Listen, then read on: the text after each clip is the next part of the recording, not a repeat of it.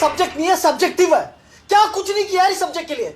Assignments, notes, flash card, आगे बेटा 3 teachers बदल दिए, पढ़ने की स्ट्रेटेजी बदल दी, पर एंड रिजल्ट जेईई मेंस 2026 में अब बचे हैं बस लास्ट के 41 डेज। और अगर तुम क्लास 12th में हो या ड्रॉपर हो तो नेक्स्ट 41 डेज तुम्हारे लिए बहुत क्रूशियल होने वाले हैं, क्योंकि यही वो टाइम है जहां आपकी रैंक डिसाइड होती है। एंड स्पेशली जब आपकी मेजॉरिटी प्रिपरेशन वेस्टेड है या तुमने सिलेबस पढ़ा तो है बट मॉक टेस्ट में मार्क्स बिल्कुल नहीं आ रहे हैं। तुमने कभी ना कभी ये एक बात अपने सीनियर से या फिर अपने कोचिंग के टीचर से सुनी होगी कि chemistry is the most loyal subject.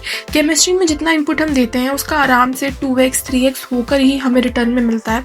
In fact यहाँ तक कि chemistry decides your rank. And अगर तुमने एग्जाम के इतना पास आकर भी केमिस्ट्री से अभी भी तुम्हें केमिस्ट्री से डर लग रहा है या फिर केमिस्ट्री को छोड़कर जाने का तुम सोच रहे हो, ऑलमोस्ट हर टॉपिक के इंटरव्यू में तुम्हें एक चीज़ कॉमन मिलती है and that is their love for chemistry. But तुम्हारी तो केमिस्ट्री ही वीक है। लेकिन देखो, एक पॉइंट पर हर किसी को केमिस्ट्री से डर लगता है। एंड फिजिकल और इनऑर्गेनिक तो बिल्कुल हो भी जाती है, लेकिन ऑर्गेनिक बिल्कुल भी नहीं होती है। देखो, ऑर्गेनिक केमिस्ट्री से इस फोबिया का सबसे बड़ा रीजन यही है कि किसी ने हमें कभी सही तरीका ही नहीं बताया उसे पढ़ने का। स्पेशली लास्ट के इन दिनों में जहाँ कोचिंग सिर्फ टॉपर्स पर फोकस करती है, वो फुल सिलेबस मॉक टेस्ट ले रही होती है despite of knowing the fact कि 99% स्टूडेंट्स जो हैं इनरोल्ड उनके बैच में, उन्हें अभी सिलेबस आता ही नहीं है। लेकिन उन्हें सिर्फ अपने उन 1% बच्चों पर फोकस करना है जो उनके हिसाब से सो कॉल्ड टॉपर्स हैं। और यूट्यूब पे अगर तुम ऑर्गेनिक तुमने कभी करके देखी हो यूट्यूब से ऑर्गेनिक, तुम अभी कर रहे होंगे आई एम प्रीटी श्योर, तो ऑर्गेनिक के नाम पे सिर्फ 10-10 12-12 घंटे के लेक्चर्स हैं जिन्हें लास्ट के टाइम ना तो तुम में से 99% लोग, आई वुड से 99.5% लोग ऑर्गेनिक को छोड़ के ही चले जाओगे। 20-30 मार्क्स गए पानी में। और तुम्हारी इस प्रॉब्लम का सोल्यूशन इस वीडियो में है, ना कोई फैंसी बुक, ना कोई 16-17 घंटे के लेक्चर्स जो तुम कभी देख ही नहीं पाओगे। देखो, लास्ट ईयर जब मैंने अपनी प्रिपरेशन की थी तो मैंने यूट्यूब पर अवेलेबल हर चैप्टर के हर लेक्चर और हर सीरीज को देखा है। यस, और इसीलिए नहीं कि मुझे अपनी मेंटल हेल्थ का मजाक बनाने में मजा आ रहा था, लेकिन ये एक बहुत सीरियस चीज है जो अगर तुमने थोड़ी बहुत भी प्रिपरेशन करी है ना तो तुमने भी रियलाइज कर रही होगी कि कोई भी वन शॉट या सीरीज सफिशिएंट ही नहीं है। स्पेशली ऑर्गेनिक में या तो कोई वन शॉट बहुत ज्यादा ही एडवांस लेवल का है या फिर कोई बिल्कुल ही बोर्ड्स के लेवल का ही नहीं है। ऑल्सो कॉमन नेम्स, इतना ज्यादा कंफ्यूजन हो गया है कि कौन से कॉमन नेम सिलेबस में है। एक वन शॉट में बेंजोम बताते हैं, वहीं दूसरे वन शॉट में दूसरे चैनल के वन शॉट देखो वहां पे बेंजाइल बता रहे होते हैं। कोई भी ऐसा वन शॉट है ही नहीं जिसमें जितने भी कॉमन नेम्स हैं ना हमारे सिलेबस में वो सब एक जगह हो। और ये प्रॉब्लम ऑर्गेनिक के हर चैप्टर के साथ है। और मैं ये तुम्हें इसलिए बता रही हूँ ताकि अगर तुम भी किसी टीचर के वन शॉट से पढ़ रहे हो तो मेक श्योर कि तुम सारे PYQs को चेक कर लो और कुछ भी मिस ना हो जाए तुमसे तुम्हारे सिलेबस में से। नहीं तो पढ़ना ना पढ़ना एक ही बात हो जाएगी। लेकिन लास्ट के इस टाइम पर तुम प्लीज ये सब मत करना, प्लीज आई रिक्वेस्ट यू, तुम इन सब में मत पढ़ना, क्योंकि तुम्हारे लिए ये चीज मैं कर चुकी हूँ। शॉर्ट्स नोट्स जो तुम्हें पूरे यूट्यूब पर कोई नहीं देगा, दैट टू फॉर फ्री, तो नोट्स इस वीडियो में ही है। सो मेक श्योर तुम पूरा वीडियो देखो, क्योंकि एक बार तुमने ये वीडियो देख लिया तुम्हारी पूरी ऑर्गेनिक क्रिस्टल क्लियर हो जाएगी। एंड स्पेशली जो नोट्स मैं आज प्रोवाइड करने वाली हूँ, मैं तुम्हें सारे नोट्स दूंगी हर चैप्टर के ऑर्गेनिक में। आज मैं नॉमेनक्लेचर से स्टार्ट करने वाली हूँ। Okay, so let's come to the note. Okay, so I think I should start. सबसे पहले मैंने यहाँ पे ऑर्गेनिक के जितने भी चैप्टर्स तुम्हारे सिलेबस में आ रहे हैं, अगर तुम्हें अभी सिलेबस में कन्फ्यूजन है तो मैंने यहाँ पे सारे चैप्टर्स लिख दिए हैं। सबसे पहले तुम्हें पता होगा नॉमेनक्लेचर है, उसके बाद you have GOC, then isomerism तक के ये जो 3 चैप्टर्स हैं ये हमारे बेसिक्स में आते हैं। बेसिक्स में मतलब है कि वो जो हमें बाकी चैप्टर्स पढ़ने के लिए रिक्वायर्ड है। इनमें कोई स्पेसिफिक कंपाउंड या कुछ भी नहीं पढ़ाया जाता है, बस बेसिक्स पढ़ाए जाते हैं जो तुम्हें पता होने चाहिए। उसके बाद मेन चैप्टर स्टार्ट होते हैं फ्रॉम हाइड्रोकार्बन के बाद 12th, यहाँ से 12th स्टार्ट हो रही है तुम्हारी haloalkanes and haloarenes, alcohol, phenol, carboxylic acid, aldehyde, ketone and alcohol, phenol, it should be ether, alcohol, phenol and ether, aldehyde, ketone and carboxylic acid, amines and biomolecules. Total ये 9 chapters हैं जिनके तुम्हें notes और सब कुछ मैं provide करूँगी। तो सबसे पहले before I start let me tell you कि तुम्हें ऑर्गेनिक बिल्कुल भी नहीं छोड़नी। अगर तुम ऑर्गेनिक छोड़ के जाने की सोच रहे हो, 2025 और 2024 के दोनों डाटास को मैंने यहाँ पे एक्यूमुलेट किया है। अगर मैं 2025 का तुम्हें डाटा दिखाऊँ लास्ट ईयर का, तो ये फिजिकल का एरिया है, this is organic and this one is inorganic, this one is inorganic, this one is organic. अगर तुम ऑर्गेनिक देखो, इट इज़ ऑलमोस्ट 35.6%, 35% ऑलमोस्ट 36% मान लो, इतना तुम्हारा ऑर्गेनिक आया ही आया है। फिजिकल आया है 37%, तो सबसे ज़्यादा तुम्हारा फिजिकल था। देन यू हैड ऑर्गेनिक का वेटेज। और अगर तुम इस पॉइंट पे ऑर्गेनिक को छोड़ के जाते हो तो तुम अपना 35 और 36% सिलेबस तो छोड़ के ही जा रहे हो। बाकी जो गलत होगा जो सही होगा वो अलग बात है, इतना तो तुमने पढ़ा ही नहीं है। So this was about 2025। Similarly 2024 में तो इनफैक्ट ऑर्गेनिक सबसे ज़्यादा थी, 38%। 35% के आसपास फिजिकल थी, 28% के आसपास इनऑर्गेनिक थी, एंड 38% सबसे ज़्यादा ऑर्गेनिक पूछी गई थी। तो ऑर्गेनिक डेफिनेटली बहुत इंपॉर्टेंट है और बिल्कुल मत छोड़ के जाना। अगर तुम मेरी एडवाइस को सीरियसली लोगे, ट्रस्ट मी, तुम पेपर में देखोगे हर दूसरा क्वेश्चन केमिस्ट्री में ऑर्गेनिक का ही होता है। फिजिकल में भी हमें इतने सारे ऐसे क्वेश्चन मिलते हैं जो ऑर्गेनिक के क्वेश्चन होते हैं, बस वो फिजिकल का कुछ फॉर्मूला लगवा लेगा, स्टोइशियोमेट्री करवा लेगा तुमसे या कुछ भी करवा लेगा, बट ऑर्गेनिक का कोई ना कोई कंपाउंड वहाँ पे प्रेजेंट होगा। लेकिन अगर तुम्हें ऑर्गेनिक ही नहीं आती तो तुम फिजिकल के क्वेश्चंस भी ऑलमोस्ट नहीं बना पाओगे। Now coming to the thing कि ऑर्गेनिक में भी कौन से चैप्टर्स ऐसे हैं, क्या क्या वेटेज है चैप्टर्स का, तो ये मैंने अगेन पूरा डाटा लास्ट टाइम का, लास्ट ईयर का देखा है। उस हिसाब से मैंने यहाँ पर एक पूरा पाई चार्ट बना लिया। तो मैं दिख रहा है यहाँ पे सारे चैप्टर्स हैं। Amines 11%, alcohol phenol ether 8.8%, aldehyde ketone carboxylic acid almost 17%, हैलोएल्कीन्स हैलोअरीन्स 15.4%, hydrocarbon again 14.3%। Basic सबसे ज़्यादा बेसिक में से आया, बेसिक जो मैंने तुम्हें ऊपर भी बताया था 3 चैप्टर्स बेसिक में हम लेके चल रहे हैं, IUPAC, GOC और आइसोमेरिज्म। इन तीनों से सबसे ज़्यादा आया है, दैट इज़ 22%। और let me also tell you कि यहाँ पे जब हम बेसिक की बात करते हैं कोई केमिकल रिएक्शन नहीं है, कोई फॉर्मूला नहीं है, कुछ नहीं है बेसिक्स में। सिर्फ तुमने पढ़ा होना चाहिए, तुम्हें नोट्स होने चाहिए तुम्हारे पास जो तुमने रिवाइज करे हो, और तुम ये 20% ऑर्गेनिक यहीं पर ख़त्म कर लोगे। तो इसीलिए बहुत इंपॉर्टेंट है कि तुम सही तरीके से इस टाइम पे पढ़ लो, क्योंकि अगर तुम्हारी ऑर्गेनिक सॉर्ट हो गई तुम्हारी chemistry would be very strong. Okay ना, कमिंग टू अ थिंग कि मैंने सबसे पहले नॉमेनक्लेचर को ही क्यों पकड़ाया, because obviously most of you would have thought कि नॉमेनक्लेचर पढ़ना ही नहीं है ना। You would have listen to it so many time कि लेट्स क्लिक नॉमेनक्लेचर को तो छोड़ के ही। सो देखो, नॉमेनक्लेचर बिल्कुल भी नहीं छोड़ के जाना है। I am going to tell you 5 reasons why you should definitely do nomenclature. अगर तुम नॉमेनक्लेचर छोड़ दोगे तुम्हारी पूरी ऑर्गेनिक वेस्ट हो जाएगी। आगे के चैप्टर्स में तुम देखोगे कि हर जगह नॉमेनक्लेचर का बहुत ज़्यादा यूज़ है। सबसे पहले नॉमेनक्लेचर में किस टाइप के क्वेश्चन आते हैं, सबसे पहले तो डायरेक्ट क्वेश्चन, फ्री मार्क्स। ये वो वाले क्वेश्चन हैं जहाँ पे हमें फ्री के +4 मार्क्स मिलते हैं, और ये हर पेपर में हर शिफ्ट में तुम्हें ऑलमोस्ट दिखते हैं। IUPAC नॉमेनक्लेचर के डायरेक्ट क्वेश्चन से मेरा क्या मतलब है, जैसे कि क्वेश्चन में तुम्हें दिखेगा IUPAC नेम आइडेंटिफाई करो, वो कोई बड़ा सा कंपाउंड दे देगा, बड़ा भी नहीं तो एक नॉर्मल सा कंपाउंड देगा और उसका IUPAC नेम तुमसे पूछ लेगा।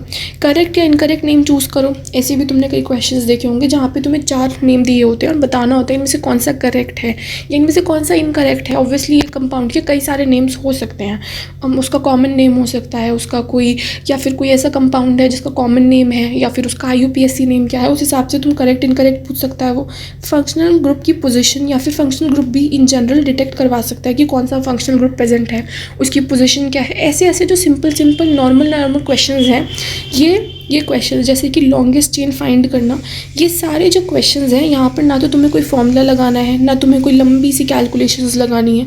तुम सिंपली अगर IUPAC पढ़ के जाओगे तो तुम्हारे ये डायरेक्ट क्वेश्चंस बन जाएंगे और तुम +4 यहाँ से आराम से कर ले जाओगे। Now coming to second thing is inorganic chemistry का पूरा बेस तुम्हारे नॉमेनक्लेचर पे डिपेंड करता है। तुम्हें कोई भी मैकेनिज्म जब हम करते हैं, तुमने नोटिस किया होगा जब भी हम मैकेनिज्म करते हैं तो उसमें कुछ कंपाउंड्स ऐसे होते हैं जिनका नाम ही हमें नहीं पता है। तुमने अगर कीटोन वाला चैप्टर पढ़ा है उसमें कंपाउंड आता है जिसका नाम है क्विनोन। अगर तुमने ये कंपाउंड पढ़ा है, देखो 41 डेज बाद तुम्हारा एग्जाम है, तुम मुझे कमेंट्स में बता दो क्विनोन क्या होता है, मैं मान जाऊंगी तुम्हें। अगर तुम्हें ये आता है ना तो तुम छोड़ देना नॉमेनक्लेचर। लेकिन अगर तुम्हें क्विनोन नहीं आता, मान लो तुमने कीटोन वाला पूरा चैप्टर पढ़ लिया लेकिन तुम्हें क्विनोन ही नहीं पता, अब वो कीटोन बोल देगा ये तो कीटोन वाला चैप्टर है, तो तुम्हें जब क्विनोन ही नहीं पता, quinone is now basically nomenclature. अब ये कीटोन में नहीं आएगा, ये नॉमेनक्लेचर में आएगा। तो ये सारी चीज़ें यहाँ से हमें पता चलता है कि कितना इंपॉर्टेंट है नॉमेनक्लेचर। नॉमेनक्लेचर बेसिकली पूरा बेस बनाता है तुम्हारा ऑर्गेनिक केमिस्ट्री का। तुम जब भी कोई कंपाउंड का मैकेनिज्म करते हो, उसमें प्रोडक्ट क्या बना है, रिएक्टेंट्स क्या यूज़ हुए हैं, कैटलिस्ट क्या था, उन सब के स्ट्रक्चर्स ड्रॉ करने में, उन सबको आइडेंटिफाई करने में कि प्रोडक्ट में कार्बोक्सिलिक एसिड मिला, एल्डिहाइड मिला, कीटोन मिला, इन सब में हमें नॉमेनक्लेचर की बहुत ज़्यादा ज़रूरत होती है। ना कमिंग टू अनदर थिंग कि जब हम IUPAC के बाद 2 चैप्टर्स पढ़ेंगे, दैट इज़ आइसोमेरिज्म और GOC, वहाँ पे नॉमेनक्लेचर के क्वेश्चंस बहुत बनते हैं। सिस ट्रांस आइडेंटिफाई करने को वो तुमसे कहेगा। पूरा आइसोमेरिज्म बेस ही इस चीज़ पर है, स्पेसिफिकली मेंस का। सिस ट्रांस क्या होता है, RS क्या होता है, स्ट्रक्चरल आइसोमेरिज्म बता दो, कॉन्फॉर्मर्स बता दो। इन सब में अगर तुम्हें नेमिंग ही नहीं आती ना तो तुम्हारा पूरे जीओसी, पूरा आइसोमेरिज्म सब कुछ वेस्ट हो जाएगा। तो तुम्हें नॉमेनक्लेचर करना ही करना है, और कितना करना है वो पूरा नोट्स में मैंने बता दिया, वो आगे बताऊंगी कैसे करना है, इन नोट्स को बेस्ट तरीके से कैसे पढ़ना है। कमिंग टू फिजिकल, मैंने तुम्हें पहले भी बताया जब मैं तुम्हें पाई चार्ट एक्सप्लेन कर रही थी कि कैसे फिजिकल में इनडायरेक्टली इनऑर्गेनिक और ऑर्गेनिक दोनों इंक्लूड होती है। या तो वो ऑर्गेनिक का तुम्हें कंपाउंड दे देगा और फिर उसमें फिजिकल की कुछ इक्वेशंस लगवा देगा, स्टोइशियोमेट्री यूज़ करवा देगा, तो वहाँ पर वो फिजिकल का क्वेश्चन ही है। लेकिन अभी तुम्हें ऑर्गेनिक ही नहीं आती, तुमने पूरी ऑर्गेनिक छोड़ रखी है, तुम्हें नॉमेनक्लेचर ही नहीं आता, तो तुम वो पूरा फिजिकल का क्वेश्चन छोड़ के आ जाओगे। तो यहाँ से तुम्हें एक बात क्लियर हो गई कि तुम्हें नॉमेनक्लेचर, ऑर्गेनिक केमिस्ट्री, नॉमेनक्लेचर और ऑर्गेनिक के सारे चैप्टर्स बिल्कुल भी नहीं छोड़ने। एटलीस्ट इतना तो करके जाओ कि ये जो डिपेंडेंट क्वेश्चंस है ना ये तुम्हारे बन जाए। तुम ये वाला चलो छोड़ दो कि डायरेक्ट क्वेश्चन आया मैंने छोड़ा था, बट अगर फिजिकल में आ गया तो तुम्हारे पास एक्सक्यूज़ क्या होगा कि तुमने क्यों करा, क्यों तुम्हारा फिजिकल का क्वेश्चन ख़राब हुआ, यहाँ पर तुम्हारा पूरी ऑर्गेनिक क्यों वेस्ट हो गई। ठीक है, तो ये सब क्लियर है कि तुम्हें बिल्कुल नॉमेनक्लेचर नहीं छोड़ना है। अब आते हैं नॉमेनक्लेचर को पढ़ना कैसे है इफेक्टिवली। तुम्हारे जितने भी देखो लास्ट के 50 डेज़ हैं, 50 डेज़ में मान के चलो, डिपेंडिंग अपॉन तुम्हारी शिफ्ट कौन सी है, तुम्हारी डेट कौन सी है, तुम 50 डेज़ मान लो। लास्ट के 50 डेज़ में तुम्हें फिजिक्स भी पढ़नी है, तुम केमिस्ट्री भी पढ़ोगे, तुम मैथ्स भी पढ़ोगे, तीनों में। अब क्या तुम सारे चैप्टर्स पढ़ोगे, इंपॉर्टेंट चैप्टर्स, वो तुम्हारी स्ट्रैटेजी पे डिपेंड करता है। लेकिन तुम्हें इन चैप्टर्स को सही अप्रोच से पढ़ना तो बहुत इंपॉर्टेंट है। इतना टाइम नहीं है कि अभी हम एक गलती करें, फिर हमने एक चैप्टर पकड़ लिया, उसको 3 दिन तक 4 दिन तक पढ़ रहे हैं, उसके बाद भी आउटपुट 0 है, PYQs नहीं बनेंगे, उसके बाद भी तुम्हारे मॉक में नंबर नहीं आ रहे। वही चीज़ जो तुमने 2 साल करी है वो चीज़ तुम यहाँ पर लास्ट के 40 दिन में, 50 दिन में नहीं कर सकते। We don't afford this. तो हमें सिंपली एक चीज़ करनी है, जो भी अब हम पढ़ते हैं उसको इफ़ेक्टिवली पढ़ना है कि अगर हम अपना 100% दे रहे हैं तो हमारा रिज़ल्ट भी 100% आना चाहिए। Simple as that. जो तुमने 2 साल किया है, तुमने अपनी पूरी मेहनत लगाई, तुमने पूरा अपना 110% 2 साल दिया, नहीं दिया डजंट मैटर। अभी तुम अपना 100% सही तरीके से दो और अपना 100% आउटपुट लेके आओ। That is all what you need at this point of time. Coming to कैसे पढ़ना है, जो भी तुम्हारे कॉमन क्वेश्चंस हो सकते हैं इस टाइम पे, किसी भी चैप्टर को, नॉमेनक्लेचर को छोड़ो, किसी भी इन जनरल चैप्टर को लेके कितना टाइम देना है, कौन सी बुक्स, कहाँ से पढ़ें, वन शॉट देखिए, लेक्चर देखिए, क्या वन शॉट से हो जाएगा, इंपॉर्टेंट टॉपिक्स क्या क्या है, इन सब का आंसर मैं तुम्हें एक एक करके बता देती हूँ। सबसे पहले टाइम कितना देना है। देखो 50 दिन में अगर तुम मान के चल रहे हो ना कि मैं 10 दिन तो नॉमेनक्लेचर पढ़ूंगा, बिल्कुल भी ऐसा मत कर लेना। 10 दिन तो तुम पढ़ ही नहीं सकते नॉमेनक्लेचर। मैं आज ही 6 बजे पोस्ट कर रही हूँ, सुबह कल 6 बजे आई गेस मैं GOC के तुम्हें नोट्स प्रोवाइड कर दूँगी। तो उस बीच में तुम पूरा नॉमेनक्लेचर ख़त्म कर दो along with PYQs and note. इससे ज़्यादा टाइम तुम्हें नॉमेनक्लेचर को देना ही नहीं है, इससे ज़्यादा टाइम चाहिए भी नहीं नॉमेनक्लेचर को। उसके बाद आते हैं बुक्स के लिए। बुक्स में सिंपल सा आंसर है, मैं बिल्कुल एक लाइन में आंसर दूँगी बिकॉज मुझे भी पता है बहुत इंपॉर्टेंट टाइम है ये।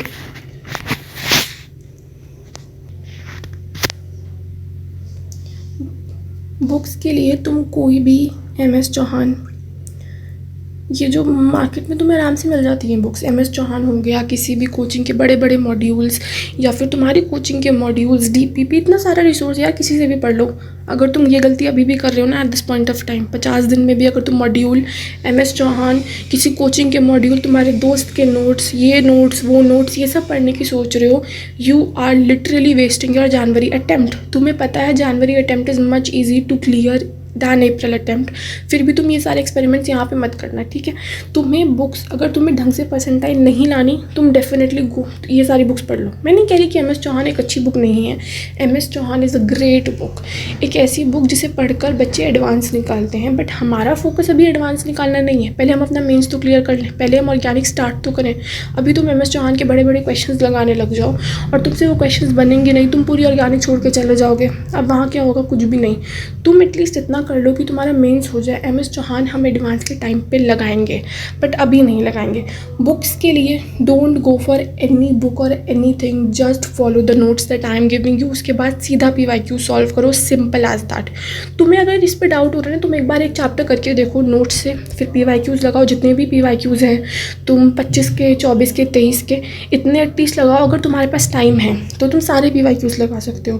बाय द वे जितनी मेरी नॉलेज में मुझे पता है, आई गेस टोटल 44 हैं जितने PYQs अब तक के, सारे PYQs की मैं बात कर रही हूँ, नॉमेनक्लेचर के स्पेसिफिकली सिर्फ 44 PYQs हैं। अगर तुम 2-2 मिनट भी एक PYQ को सॉल्व करते हो, 88 minutes is all it takes to you to complete all the PYQs of nomenclature. इससे ज़्यादा तुम्हें सॉल्व करने की ज़रूरत भी नहीं है नॉमेनक्लेचर में, ठीक है। अब कहाँ से पढ़े, वन शॉट या लेक्चर, बता दिया मैंने तुम्हें, कोई वन शॉट कोई लेक्चर मत देखो, क्योंकि सब में तुम्हें कन्फ्यूजन के अलावा कुछ नहीं मिलने वाला। कोई वन शॉट में तुम्हें आधे कॉमन नेम्स बताए जाएंगे, किसी में कुछ बताया जाएगा, तुम कितने वन शॉट्स देखोगे। जब मैंने सारे वन शॉट्स देखने के बाद एक फाइनल नोट्स तुम्हें दे दिए हैं, तुम सिर्फ उन नोट्स से पढ़ो। तुम्हें IUPAC में कुछ करना ही नहीं है एक्सेप्ट रटना।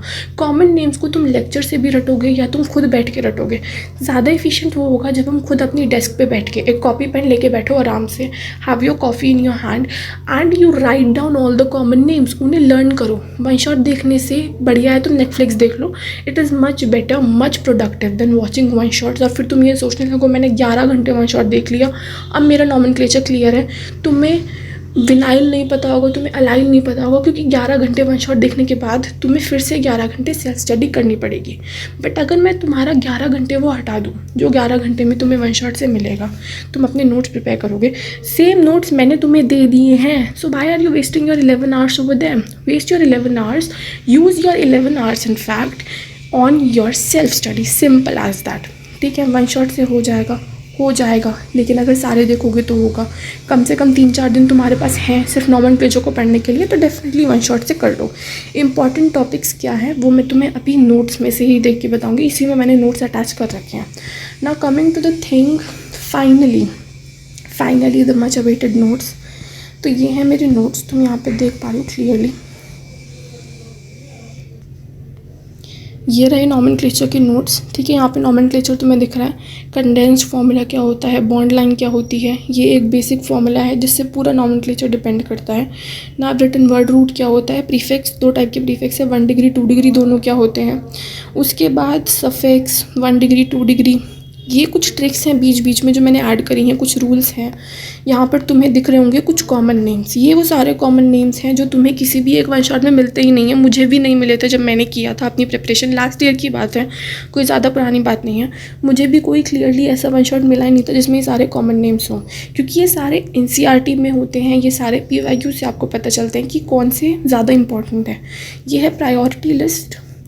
यहाँ पर फिर मैंने कुछ एस्टर का लिख रखा है, यहाँ पे एक कॉमन नेम का मैंने फिर से लिखा हुआ है। यहाँ पर सारी ट्रिक्स हैं कॉमन नेम्स की, कौन से कॉमन नेम्स क्या होते हैं।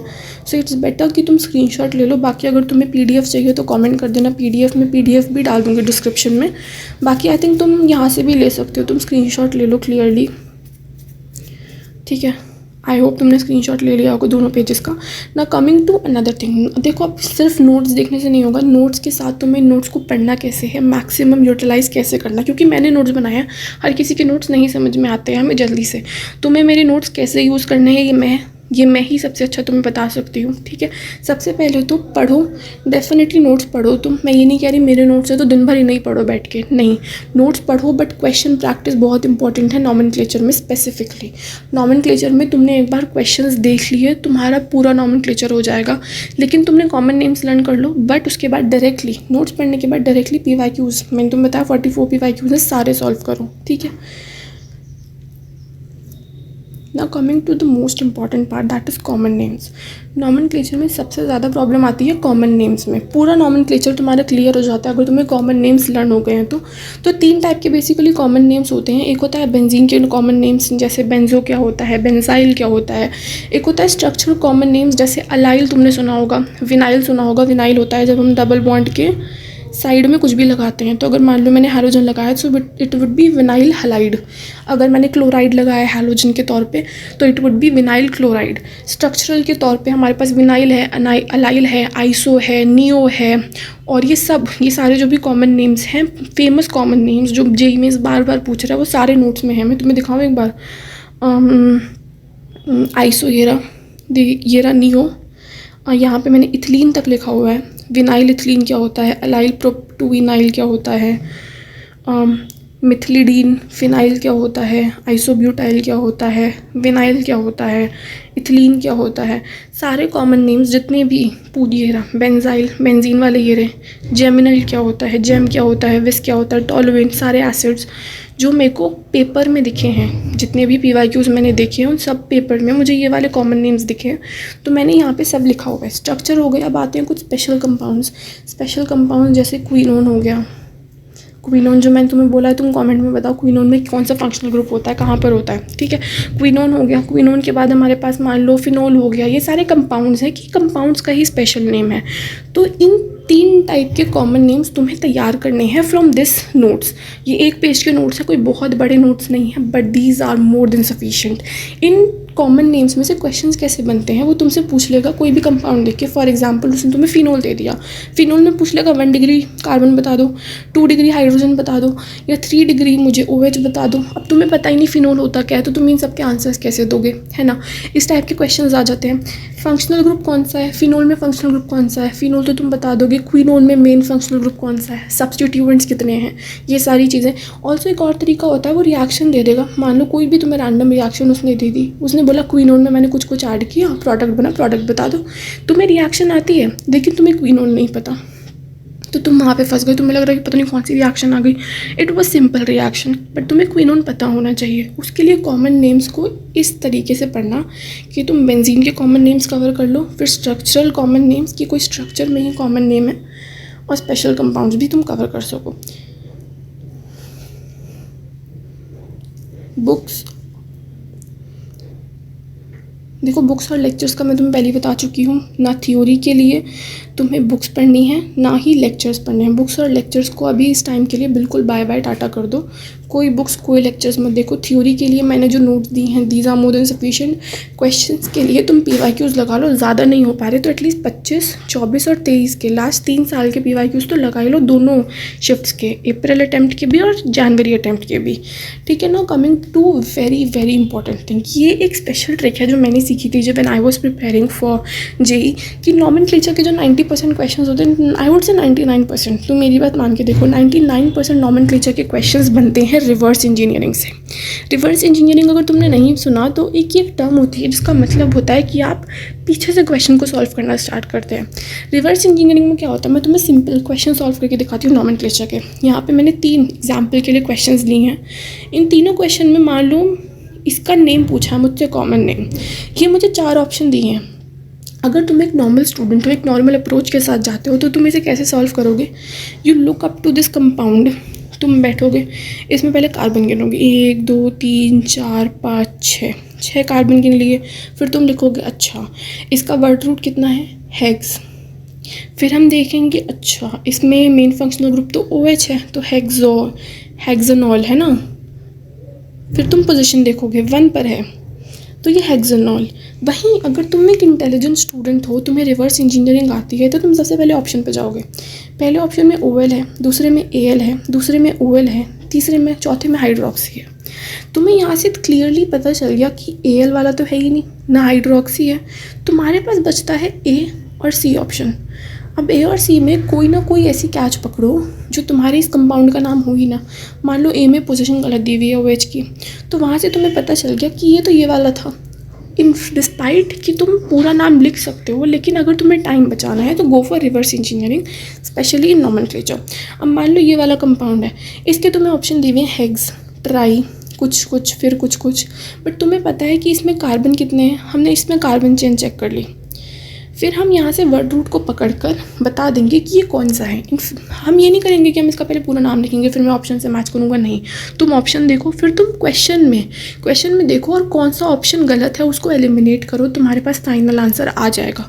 तुम जब PYQ सॉल्व करोगे इस ट्रिक को मेक श्योर करना तुम यूज़ करो। तुम्हारा जो क्वेश्चन 2 मिनट में होता है ना, वो 20 सेकेंड के अंदर अंदर हो जाएगा। मैं इस ट्रिक को यूज़ करती थी और मेरे नॉमेनक्लेचर का एक क्वेश्चन आया था पेपर में और वो बिल्कुल सही हो गया था और बिल्कुल बहुत कम टाइम में सही हुआ था, ठीक है। सिमिलरली यहाँ पर है, अब हमें दिखाइए साइक्लिक कंपाउंड, एक ही ऑप्शन यहाँ पे दिया हुआ है जिसमें साइक्लो है, तो हम इस पर टिक कर देंगे। और ऐसे क्वेश्चन तुम्हें लग रहे होंगे कि मेंस में नहीं आते, मेंस में आते हैं। हर साल ऐसे क्वेश्चंस आते हैं जिनमें अगर हम रिवर्स इंजीनियरिंग करते हैं तो हमें बहुत बेनिफिट होता है। इसीलिए मैं तुम्हें यहाँ पे बता रही हूँ कि प्लीज़ मेक श्योर तुम नॉमेनक्लेचर में रिवर्स इंजीनियरिंग ही करो। अब इसके लिए मैंने यहाँ पर कुछ 7 पॉइंट्स लिखे हैं जिनको अगर तुम ध्यान रखते हो बहुत ईजी हो जाता है। तुम जब भी ऑप्शंस को देखो, ऑप्शन में गलती निकालने की सोचो कि इसने जो दिए हैं ना, जो क्वेश्चन में गलती हम निकालने की, अरे इसमें डिजिट गलत है, ग्रेविटी का फॉर्मूला ही गलत दिया हुआ है, तो क्वेश्चन बोनस हो जाएगा। बोनस ऑप्शन को बनाओ इस टाइम पे। तुम्हें देखना है वर्ड रूट करेक्ट है या नहीं। कोई भी क्वेश्चन तुम्हारे सामने है, उसमें 4 ऑप्शन है, चारों में देखो क्या वर्ड रूट करेक्ट है या नहीं। फिर फंक्शनल ग्रुप देखो, फंक्शनल ग्रुप मेन या फिर सब्स्टिट्यूएंट दोनों, इसमें फंक्शनल ग्रुप सही है। अल्कोहल का फॉर्मूला है और अल्कोहल का कंपाउंड देखिए, अगर तुमसे वो Al लिख रहा है फॉर्मूला में ऑप्शंस में, तो ऑब्वियसली वो तो एलिमिनेट हो ही गया। तुम फंक्शनल ग्रुप देखो, फिर तुम देखो कंपाउंड साइक्लो है या नहीं। कोई ऑप्शन ऐसा है, कोई साइक्लो कंपाउंड है लेकिन ऑप्शन में साइक्लो नहीं दिया हुआ, वो ऑप्शन वहीं एलिमिनेट हो गया। साइक्लो के बाद हम इन YNE इसको देखेंगे कि सही यूज़ किया है या नहीं किया। कितने बॉन्ड्स हैं, कौन से बॉन्ड्स हैं। डबल बॉन्ड है लेकिन उसने फॉर्मूला में हमें ऑप्शन में YNE दिया हुआ है, तो वो ऑप्शन में ही एलिमिनेट हो गया। पोजीशंस ऑफ फंक्शनल ग्रुप और बॉन्ड्स ऑफ फंक्शनल ग्रुप की पोजीशंस देखो, this is very very important, क्योंकि मोस्टली जो क्वेश्चंस मेंस में आते हैं उनमें यही कैच होता है कि उनमें फंक्शनल ग्रुप की पोजीशंस गलत होती हैं। मान लो अल्कोहल हमारी सेकंड पोजीशन पर है बट वो ऑप्शन में 1 लिख के दे देगा, तो तुम उसको वहीं एलिमिनेट कर दो। That is it from my send. See you tomorrow right sharp 6 AM।